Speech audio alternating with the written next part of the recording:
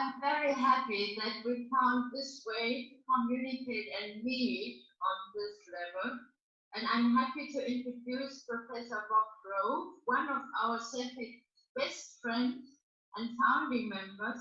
And indeed, Bob, you helped us to define for all of us in Europe what social firms really are.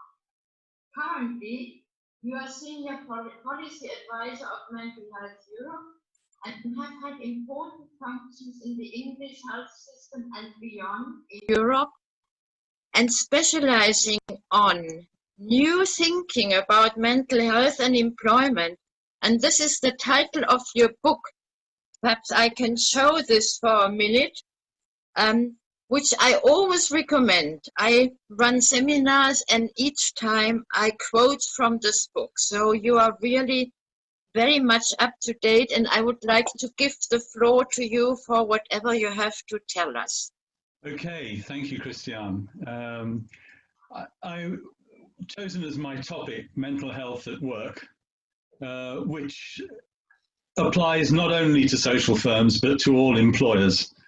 It's very important for many, many reasons. I won't go into all the data on lost productivity and lost income and this kind of thing, because I think probably people are aware of how costly poor mental health at work is.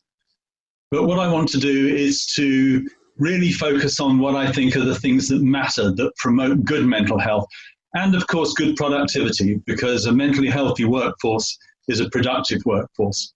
Firstly, that mental health at work is not about building individual resilience. It's not about the individual at all, really. It's about creating healthy working relationships, teamwork, and culture. And it's that I want to emphasize and which I want to speak about. What are the things that we can do to make sure that our workplaces are healthy and workplaces in which everyone can work?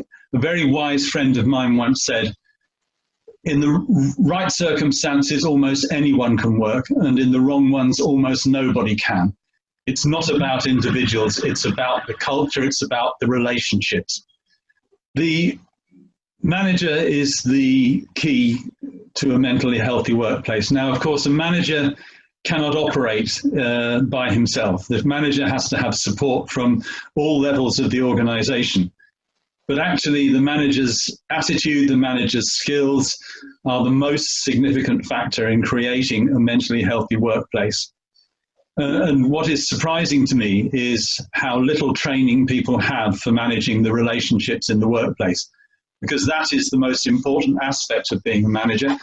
And most people come to it learning on the job without any kind of training at all. What are the things that make a good manager? Well, firstly, obviously, a manager has to be fair. A manager has to some degree to be flexible. I'll come to things about flexibility in a minute, but it's very important that the manager recognizes that every individual, not just disabled individuals, needs sometimes flexibility at work in order to produce their best. A manager needs to be clear about what is expected. He needs to make sure that people understand what their jobs are. And he needs to be able to give regular feedback, one way and another, at how people are doing. Many people find the whole business of being appraised very anxiety prone, but a skilled manager will make a regular appraisal or review meetings into occasions when achievement is celebrated and learning and teamwork are valued, not just individual success. But moving on, because the other role of a manager, and perhaps the one that they find most difficult, is how to manage, how to talk to people who are obviously struggling in the workplace. Often it is the manager who will be the first person who recognizes that someone is in difficulties, that their mental health is compromised, that they are perhaps not even for reasons of work, maybe mostly because it's happening outside work, but one way and another, their mental health is impacting badly on their performance. How do you start the conversation? How do you recognize the signs? How do you actually say to someone, look, I think we need to talk about this?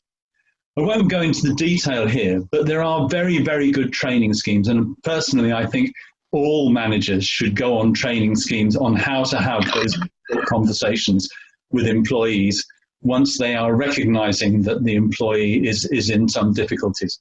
There are very good programs around. One of them that perhaps has most global reach, certainly in the English-speaking world, is called Mental Health First Aid, which is very, very good. But there are many others.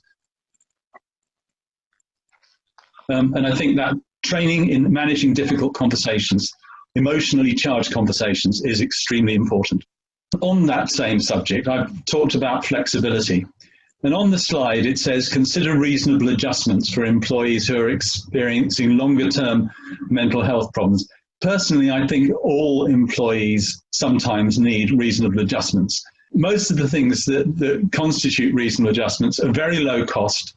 They are adjustments to time, adjustments to workload, perhaps even place of work. We're now becoming much more used to enabling people to work from home. These really cost very little and can often make all the difference to someone who is themselves struggling with their mental health. And as I say, it's not something which one should necessarily confine to people with long-term problems. So managers are key, but of course a manager doesn't operate in isolation. Whole organizations need to take seriously the mental health of all their staff and support managers in the kind of things that I've been talking about. Firstly, and you'll see this in the first of the speech bubbles in the top left, make organizational commitment to mental health at work and encourage senior executives to speak up and champion positive mental health. There is nothing that is so heartening and so opening to a workplace culture as having the senior people, the chairman of the board of directors, the organizational director, speaking up and talking about how they have a commitment to positive mental health. A number of organizations in the National Health Service in the UK have chief executives who have themselves experienced severe mental health problems. And they are very open about it. And that in itself creates a very open culture, a very positive, a very accepting culture. I'm now going to just move on beyond this slide to just a few summary points, really. Just the headlines. Reward is crucial. We may think that that mainly is salary, and of course salary is important. But it's also crucial that people feel rewarded for their efforts, feel rewarded for their learning, and feel rewarded for their teamwork. I've talked about looking at the workplace culture, communication, leadership, clarity.